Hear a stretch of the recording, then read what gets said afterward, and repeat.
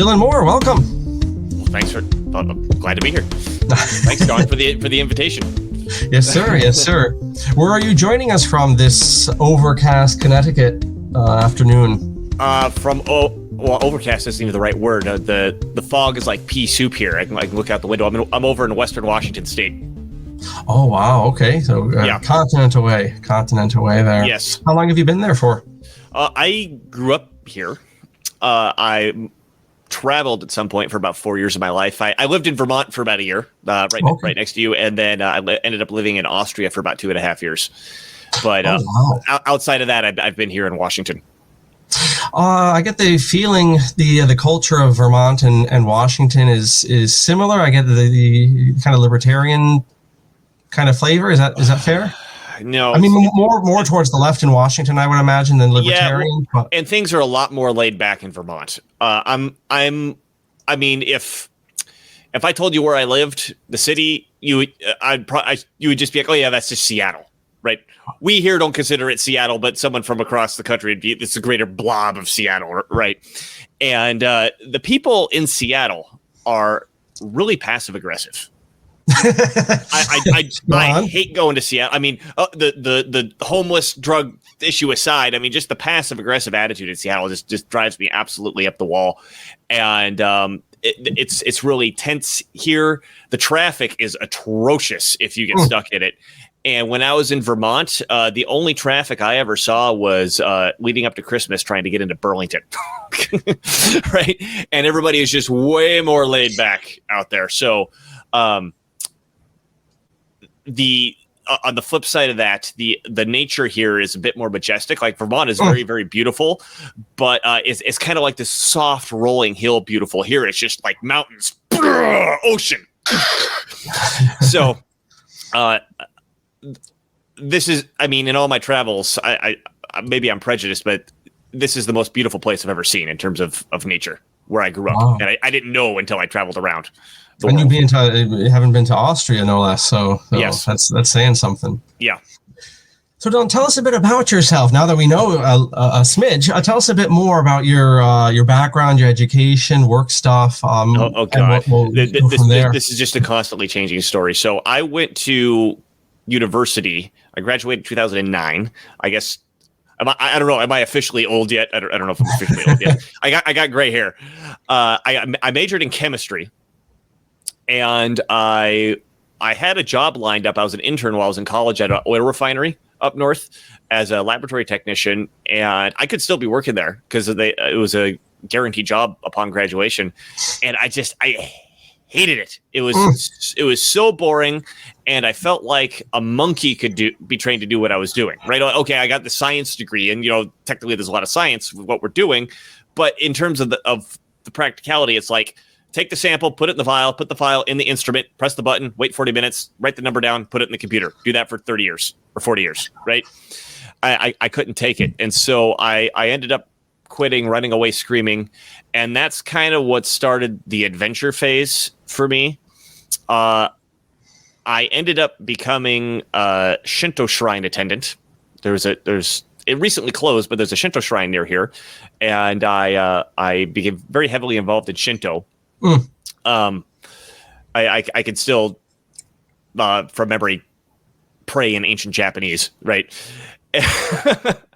And I did Aikido there for many, many years, but I actually lived and worked there for 6 months.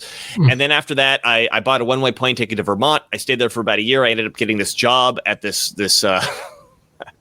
private high school for girls that play hockey.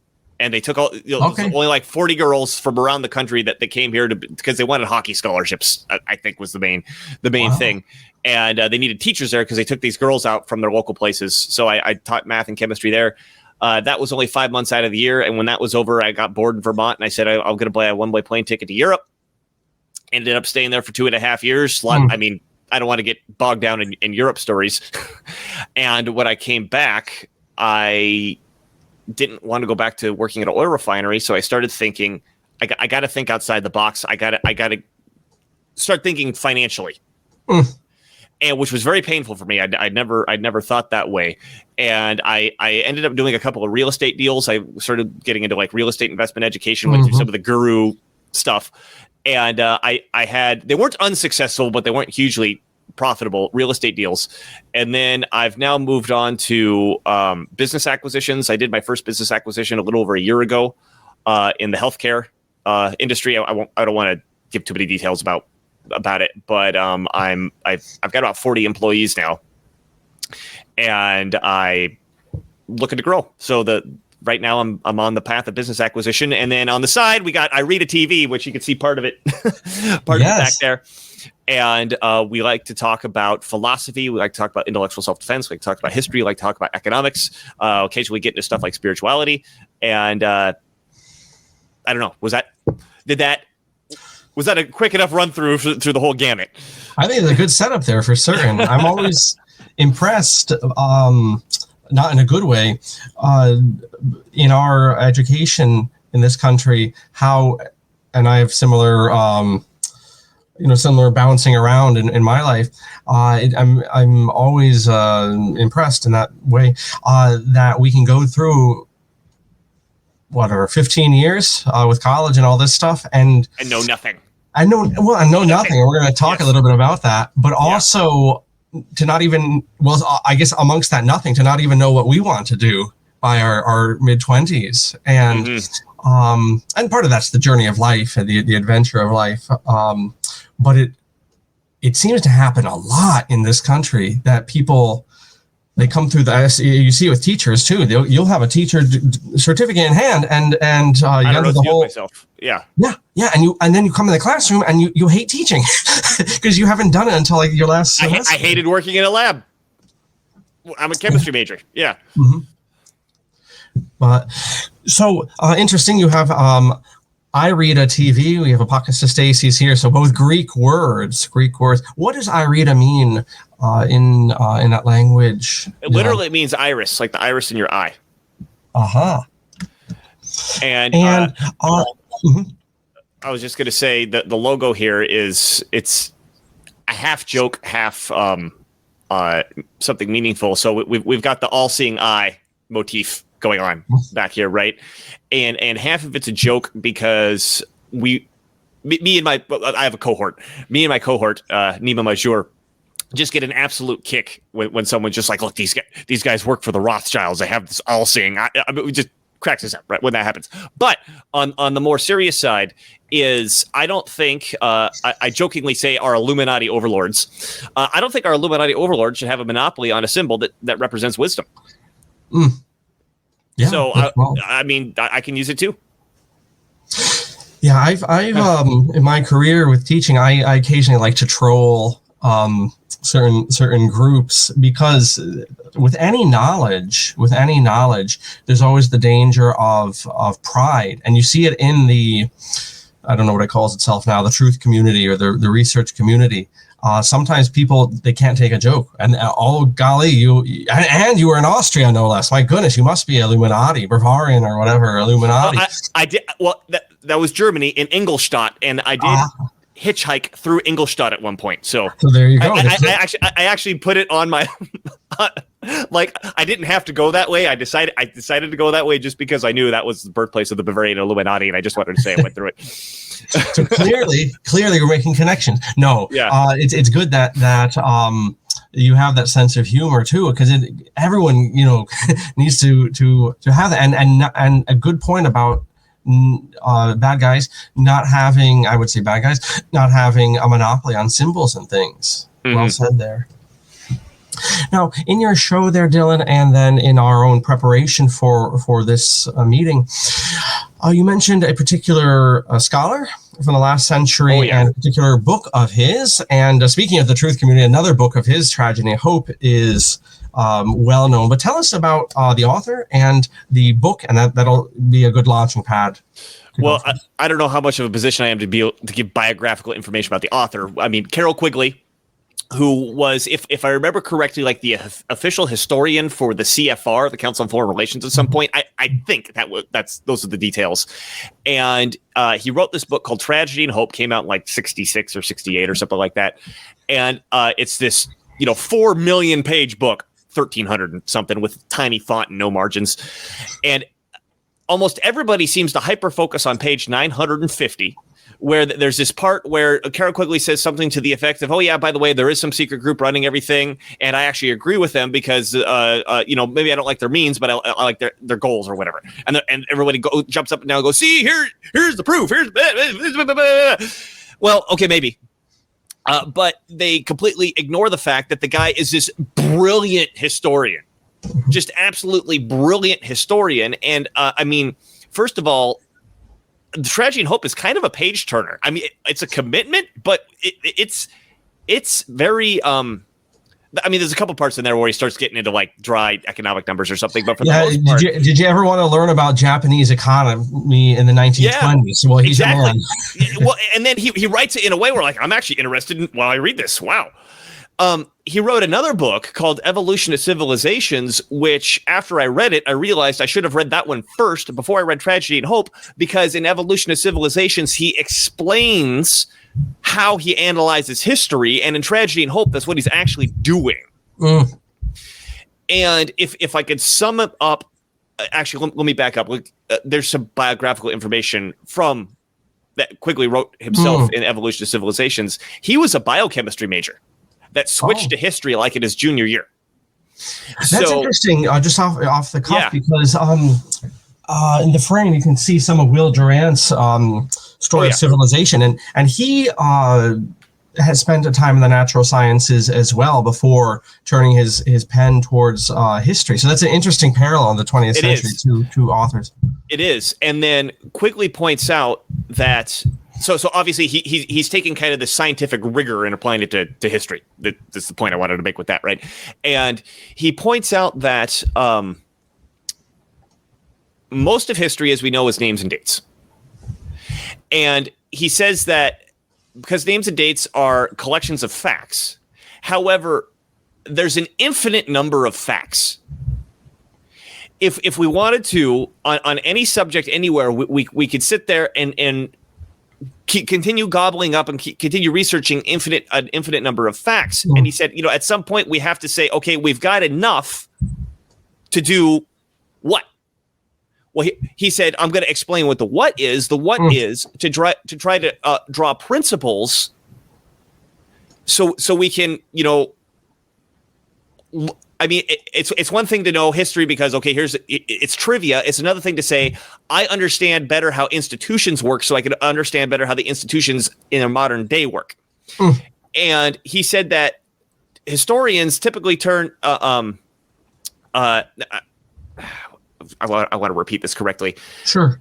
That often historians, let me say it this way, they will say it is impossible to draw conclusions from the facts. And he makes kind of, you can tell he's got a smile on his face when he's writing this, that somehow they say this, but they don't stop being historians. Right? Like if you believe that that's the case, why would you continue being a historian? But he says that my goal isn't to make historical clerics. My goal is to make historical executives. And his hypothesis is that there is a scientific way to understand history, or we should say more accurately, social science, because social science is more difficult to write formulas for example, because you have voluntary actors, human beings that can make individual choices. Now, the one thing that he said, that there's this prime thing that happens in social organizations, and this we'll say is kind of, I guess, the prime driver of history. And I'm going to say something that's not going to make any sense, and I'll explain it. Is that instruments naturally tend to become institutions. What does that mean? So an instrument, by this Quigley description that we're saying, is a societal group with a goal of achieving X. Okay, a societal group is, it could be your church, it could be the army, it could be the school, it could be the bureaucracy, whatever. Any group of humans, they come together as an organization with a goal to achieve X. That's an instrument, right? So let's just go with the army. The purpose of the army is to defend the nation, for example. right? The purpose of the educational system is to educate children. The purpose of the news media is to inform the citizenry. You're laughing at every single one of these things I say because they've all been institutionalized, right? So that any social instrument has a natural tendency to institutionalize, which is to say that the original goal of the instrument either becomes secondary, get my fingers within the camera, or even counterproductive, contrary to the current goal. And the current goal always ends up being, how do we feed ourselves? How do we perpetuate our own existence? Now, there's a couple reasons that he gets into that. I'm remembering off the top of my head. The first one is that within an organization, nobody has the job of saying, "Hey, wait a minute, what's the purpose of this organization again? Are we achieving the purpose?" No, my job is to do payroll. My job is to be the receptionist. My job is to whatever, right? And then also naturally, there are people. Everybody has a self-interest, right? I want to get paid more. I want to get a promotion. I want, whatever. So when I make a decision within this organization, I'm not making this decision because it's helping to achieve the goal. I'm making this decision because my salary went up 10%. Mm-hmm. The third and the really big piece is that because you will get within this organization a group of people who are gaining benefit from that organization due to the conditions of society, they become resistant to change within that society because then the gravy train will stop. These become the, in quotes, vested interests. I'm trying to get myself yes. These become the vested interests, and this is when you get, per Quigley, full institutionalization of the instrument, and now the thing takes on a life of its own. So going back to the army, okay, we originally created an army to protect the country, but now the army is more concerned with feeding the troops and making sure that they look good to Congress. And I mean, he, especially with the army, he just gives example after example after example. One that I remember clearly is like in World War I, we all know that like almost to the maybe through the end of the war, they were still having people practice with bayonets. Mm-hmm. Trainees, when everybody knew it was, nobody's dying from bayonets, it's all army shovels. Mm-hmm. If you're going to do hand-to-hand combat, so why are you still training with bayonets? Well, maybe you have some sergeants that don't have anything else to do with their life other than I know how to train people with bayonets, right? Mm-hmm. Or that horses were used all the way to the end of the war, even though, I mean, we kind of knew horses weren't very good since the Civil War because of high-powered rifles, cannons and stuff, right? Even until the end, there was a battle in Washington, D.C. between two guys. I don't remember the name. One said, I want to send troops and munitions. And the other one said, no, I want to send horse fodder. You're not going to win World War I with horse fodder. Like what? So I mean, something like a quarter of shipping to mainland Europe for supplies was horse fodder. For bean counters and things that need to keep the for whatever vested interest was there, because the cavalry said, the cavalry has always been the most important thing in war because we do the blah, blah, whatever we route or scout or something, where clearly reality had changed at this point for decades, and they still wouldn't catch up to the fact. And he ends this, and this is my cohort Mima's favorite quote, with something to the effect of, experts can never be trusted because they're vested interests. Whatever the expert is telling you, it's coming from this place of vested interest. And I'm sure everybody's thinking of this, scientific experts, the health experts that we've been dealing with for the past 3 years. Yeah, living example of that, yes. And then everything's a living example of this. I mean, in order to explain this, Quigley goes into the history of football, soccer, right? I don't even know if this is the real history of football, but the story explains it, which is that I believe in Oxford, early 1800s, they decide, we need to get students exercise. So the purpose of football is to go out and get students exercise. well, maybe now that we're playing football, there's kind of this air of competition and we want to win. So it makes sense that, hey, if we had a really good guy, let's hire him after he graduates to come back as a captain. Well, now the captain's going to start looking out and picking for new guys. Oh, and then now we got to pay the captain a salary. Well, how are we going to pay the captain a salary? Well, let's charge tickets. Let's charge for tickets to come see. Well, if we're charging for tickets, we got to get people in here, so we need to build a stadium, and so on and so on and so on. And finally, we get to the end point where we have students who need exercise the most sitting and watching students who need exercise the least. Excellent point. Right, and at no point in this entire story did anybody sit back and go, "Hey, wait a minute. What's the purpose of football anyway?" Mm-hmm. And Quigley points out, so this is the premise. Mm-hmm. And when we talk about civilizations, he classifies, or he identifies a civilization by saying that a civilization has a special type of instrument called an instrument of expansion, which allow the society develops some sort of culture that allows a surplus of resources, typically food in the ancient civilizations, right? Surplus of resources, saving of that resource, and investment of that resource into capital, which allows you to create a further surplus into the future, right? And the whole rise and fall of the civilization has to do with, at what point has that instrument become institutionalized? Mm-hmm. And as that instrument becomes more and more institutionalized, the people of the society have to continue to pay resources. I mean, taxes is an example of this. They continue to pay more and more resources, but they get less and less back that they got at the early parts of the civilization from this instrument of expansion. So the historical precept here, the scientific historical precept, is that we can measure this and we can count on it happening in any organization. Any organization is going to do, like football is innocuous, right? That even down to that level, that same principle everywhere. The same principle. Same principles happening everywhere, and that he points out. I think this is the key component. This is the hope. What I think when he says tragedy and hope, here's the hope.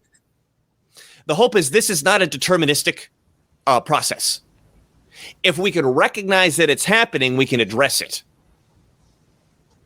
And I think the quick way of saying that is we need a person who sits there and goes, hey, wait a minute. What's the purpose of football anyway? Right? Get back to those beginnings. Yeah, going back to you, this is what your organization did, right? What's the purpose of education anyway? Yeah, exactly. And I mean, education, the same, to use the military expression, the same mission creep that we see with the Army, or we see with the football or the soccer.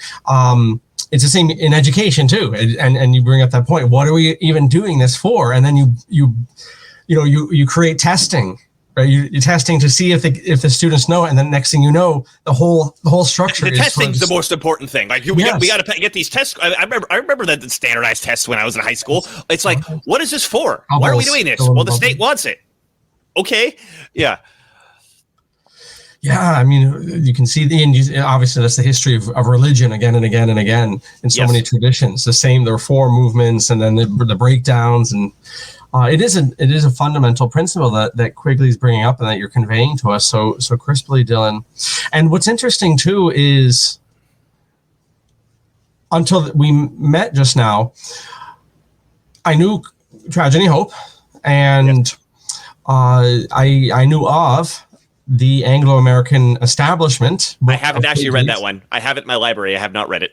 Okay. Well, you're ahead of me on that, because I don't have it and I haven't read it. So you'll let me know how it goes. But the point is, here you have books that have a certain appeal in certain circles still, even now. And the key, by what you're laying out to us, by this Evolution of Civilizations book, this is the key to his subsequent works. Correct. And people don't know it. People don't know of it. Well, and like I said, I mean, you go almost anywhere and talk about tragedy and hope. Everybody just wants to turn to page 950 and go, here, I proved the conspiracy. Well, cool. Now what? Yeah. I mean, I think a lot of people buy Tragedy and Hope, and they think they're going to get it is engaging writing, but it is a slog. I think you used that word, and that's a great word to use for it, because they're expecting to get, some razzle dazzle, a new juicy conspiracy and inside baseball on each page. And it's I went through it again last year, and I got maybe a dozen post-it notes of things that would be appropriate to that study. But it is a razzle dazzle for what I just said. It is, yes. Not for the infotainment, the juicy backroom baseball or whatever. Yeah. We proved the conspiracy. Yes, but what are they working with? What's the raw material here? Yeah. And I wonder if Carroll Quigley ever worked or engaged with Arnold Toynbee.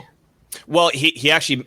I don't know if he personally engaged with him. I don't even remember when Toynbee died, but he does bring up Toynbee. He actually criticizes Toynbee at the beginning of Evolution of Civilizations because he says Toynbee has actually provided, up until me writing this book, in my opinion, quickly speaking, right, the best description of civilizations. But here's where I think he leaves short, and here's where I'm going to answer. Because Quigley was hired by the CFR to do his study of history. Which is similar in terms of a number of volumes that he put together over the decades. And I wonder how Quigley would respond and in the Evolution of Civilization, which I might be buying very shortly after this. Oh, yeah. It's only about 400 pages. It's not the tiny itty bitty print that Tragedy and Hope is, and it's a page turner. I mean, I've read it like 4 times, and each time I read it, I'm like, damn, this is good. Excuse me for swearing. Yeah. Oh, you're good. That's fine. But Toynbee was hired by the CFR fellas, and basically their question is, can you have, and it sounds like Quigley addressed this in your earlier explanation, Dylan, can you have a civilization which doesn't fall? So you have, after World War II, liberal Enlightenment, Atlanticist, basically have the power of the world in their hands via the legal system and the financial system. So they've achieved, a rise in society.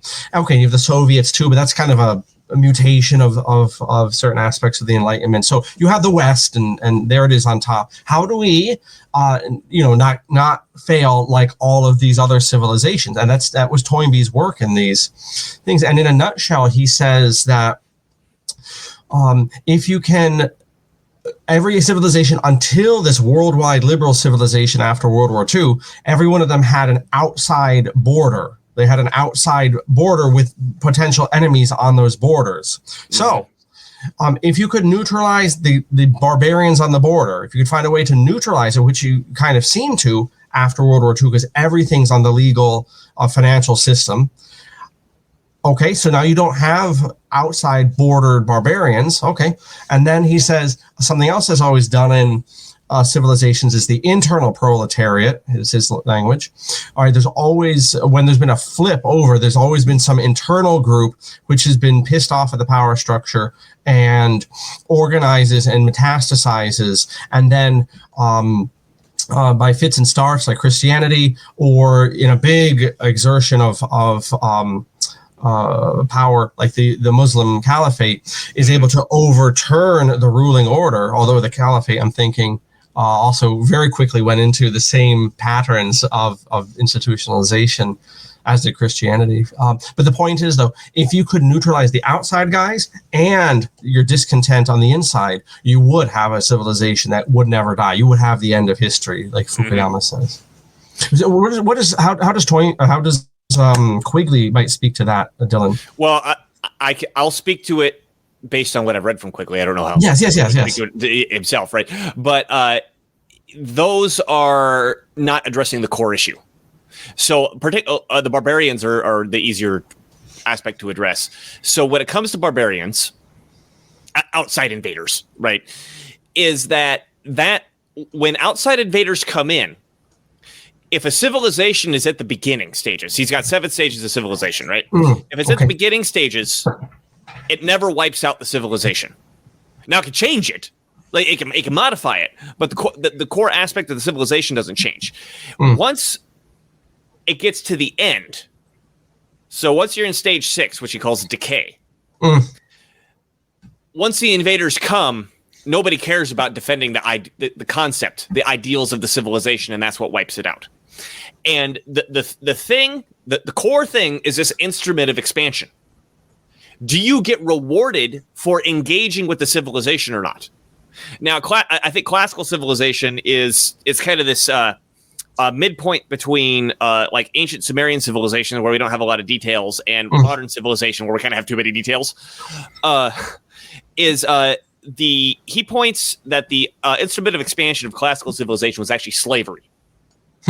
Okay. Where most of us, in the citizen class, and also, sorry, let me define classical civilization. This starts with Greece, and it's kind of the Mediterranean, northern Mediterranean sphere. Rome is part of classical civilization. Greece is part of classical civilization. Phoenicia is not. Phoenicia is part of Canaanite civilization. Carthage is part of Canaanite civilization because it's Phoenicians. Egypt is its own civilization.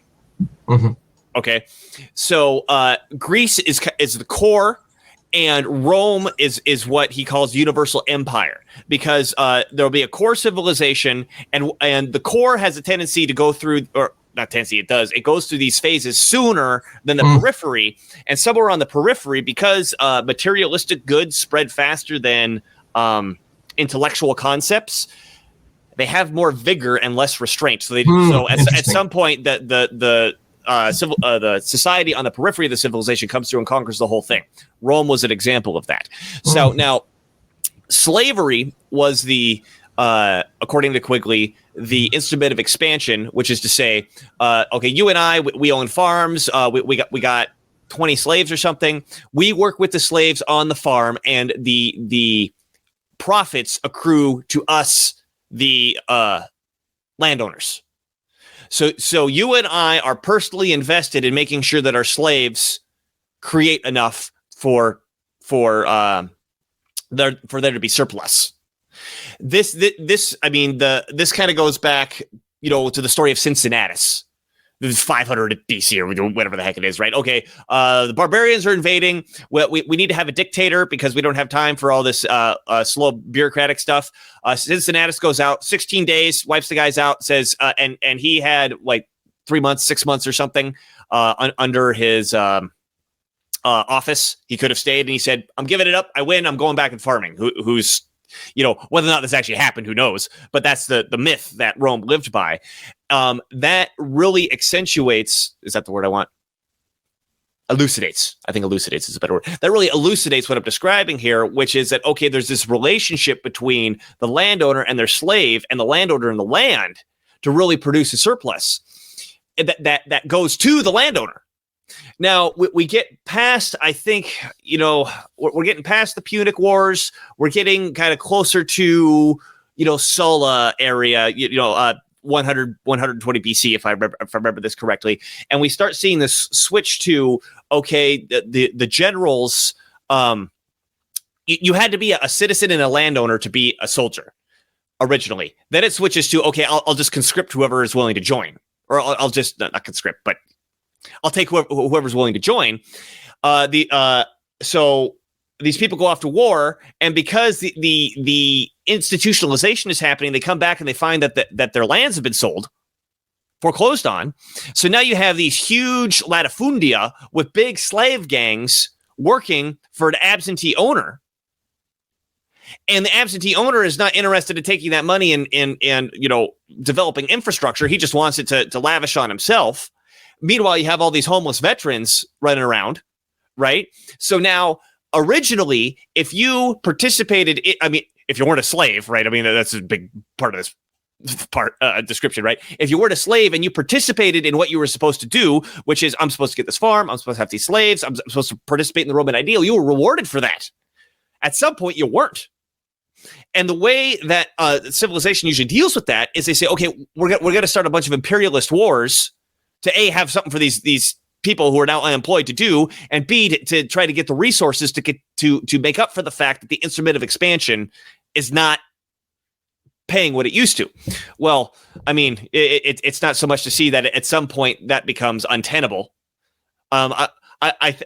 Sometimes I wonder, the Roman Empire expands. When you do that, there's it's an exponential function. You know, as your radius expands, the circumference expands at an exponential function. So at some point, like it's just, you're so big that you're bumping into so many different enemies, like you're asking for trouble. I know that's the oversimplification. That's the only thing that happens. But sometimes I wonder if that isn't a part of it.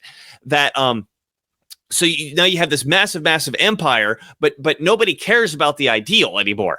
What's the point of worshiping Zeus? What do I get for that? Nothing, right? So then when the barbarians finally do come in, the Germanic invaders, there's nobody left that even cares about the civilization anymore, and it crumbles. Now, classical civilization is weird because that was just the West, and the East had went on for another 1,000 years, but was it the same civilization or not? Another conversation. But the West clearly crumbled, and this is a long-winded answer to what you asked me. The barbarians weren't the cause of that. They ended it, like they were the catalyst that finally took it out. But Quigley says once the civilization reaches this age of decay, it just kind of limps along until an outside invader takes it out. So to address Toynbee, I don't think he got to the core of the issue. This point that you bring up about barbarians, Dylan, is a good excuse to read this poem by a French poet, C.P. Cavafy, Cavafy. I can't pronounce French either, so good enough for me. Waiting for the Barbarians. This is the title, and I think it really sums up the husk of a formerly powerful civilization, and this phenomena of having lost the internal so much that you even forget what it's all about. So it's a brief poem, and here we go. What are we waiting for, assembled in the forum? The barbarians are due here today. Why isn't anything going on in the Senate? Why are the senators sitting there without legislating? Because the barbarians are coming today. What's the point of senators making laws now? Once the barbarians are here, they'll do the legislating. Why did our emperor get up so early? And why is he sitting enthroned at the city's main gate, in state, wearing the crown? Because the barbarians are coming today, and the emperor is waiting to receive their leader. He's even got a scroll to give him, loaded with titles and imposing names. Why have our two consuls and praetors come out today, wearing their embroidered scarlet togas?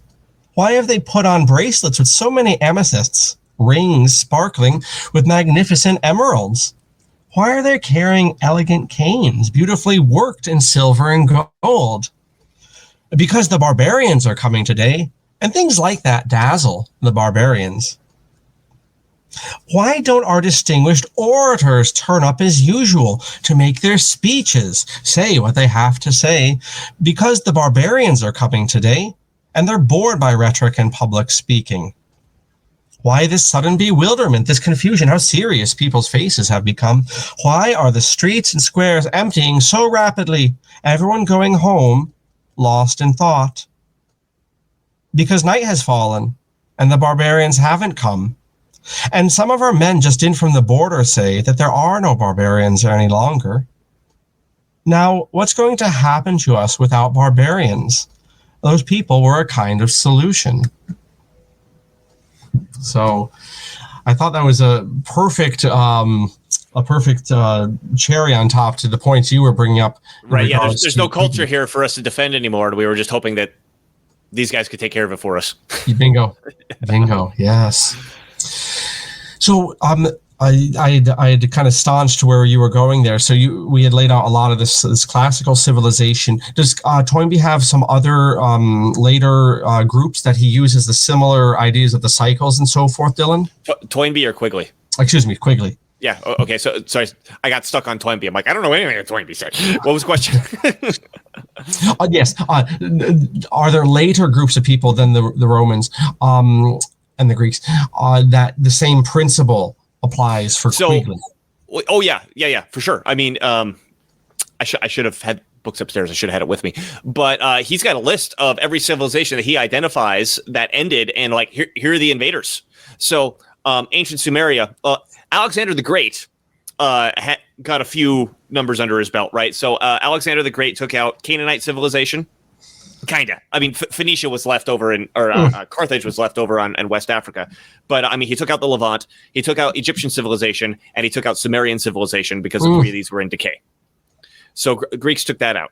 Now, if we go back further in time, he has Minoan civilization, which is kind of like the precursor to Greece on the island of Crete. I mean, it's hard to tell, and I'm sure there's new data since his book was written in the 60s. But according to him, you had these Iron Age, yes, Iron Age Greek invaders coming down from the Indo-European groups coming down that finally ended the Minoan civilization. The European civilization actually have the biggest title. So Europeans ended Mesoameric civilization, which is the Aztecs and the Mayans and stuff like that, right? Incan civilization, or as he says, Andean civilization. The Incas were the universal empire, just like of Andean civilizations, just like the Aztecs were the universal empire of Mayan civilization. So those two, Indian civilization was ended by us. Islamic civilization was ended by us. You could say Japanese civilization and Chinese civilization was ended by us. Am I missing one? Going over the map in my head now, and I mean, it Quigley even mentions, he's like, many of these times Europeans didn't even realize they were doing it. We just they just steamrolled over all these places that were in decay, and that the West had actually progressed so far that it was just kind of an afterthought that this happened. But yes, every single civilization that at least were historically distant enough from to analyze, he said, yeah, here are the invaders that matches with my description. Excellent. Thank you for that. Yeah. So before we move on from Quigley, are there any other points that you'd like to bring up with his evolution of civilizations? Well, we'll see if this turns into a quick point or not. The West is unique. Well, milk it. So in terms of the instrument of expansion, every civilization that he describes can be described in terms of this rise and fall through these 7 stages based on what the instrument of expansion is doing. The West is the only one that does not follow this pattern. Okay. Now we'll take a freeze frame from when he wrote this book, because I mean we're like 70 years after him writing this, 60, 70 years after him writing this book at this point. But if we take a freeze frame, which is he's kind of looking in the post, right after World War II era is when he's writing this, right? Is that Western civilization rose and started to fall. I want to say around the 11th century, and I could never remember the guy from England. I want to say William the Conqueror. I can never remember if that's him or not. Attempts to do a universal empire of Europe, and right around the time that happens, a new instrument of expansion is invented, and then there's another rise. So in terms of the stages of civilization, stage 3 he calls the stage of growth, the age of expansion, and stage 4 is the age of conflict. And that, I mean, that's kind of your peak, right? And so we go into the age of conflict, and there's this attempt at universal empire, and boom, this new instrument of expansion is created, which is kind of like, okay, you just won the War of Swords, great, we just invented muskets. So that goes up, and then it comes back down, and Napoleon goes for a universal empire, and Britain goes, hey, you just won the age of muskets, great, we just invented machine guns. And then that goes up and down, and then Hitler takes a stab at universal empire, and then I don't know. Okay, you invented you won the age of machine guns, we just invented nuclear bombs. I don't know if that's quite right, because Germany was done before the nuclear bomb was. But I mean, you see what I'm getting at, right? Yes. Oh, yes. And now me and Nima have done a show because at that point Quigley's going, hey, it's too early for me to tell what's going on. It's the 60s, and this ended 20 years ago, right? Well, we did another show trying to figure out, okay, did we enter a new age of expansion after that? We believe yes. Me and Nima believe yes, and I believe we're fully in an age of conflict right now, and we're going through it again. there's this conflict, and is there going to be a new instant bit of expansion that comes out that saves us from the age of conflict that we're in? And so let's count that. So we went from so there was one time up around 11th century down, and then we go up. Number 2 is Napoleon. We go down. Number 3 up is Hitler, and then we're in number 4 right now. And the question is, are we going to hit a number 5?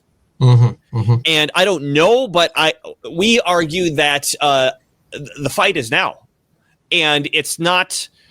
Even though we're seeing all the signs of that Quigley would describe an age of conflict, or even signs of like what we would expect in an age of decay, we're also seeing signs of, I mean, just the fact that we're having this conversation, we're also seeing signs of, okay, how do we reinvent a new instant bit of expansion? So who's going to win here? I mean, I'm not going to predict the future, and I'm not going to say, but I don't have this fatalistic attitude of, oh yeah, it's the end. It's just like Rome. It's the end of the civilization, and it's all over. No, it's there's a fight happening right now, and what side do you want to be on?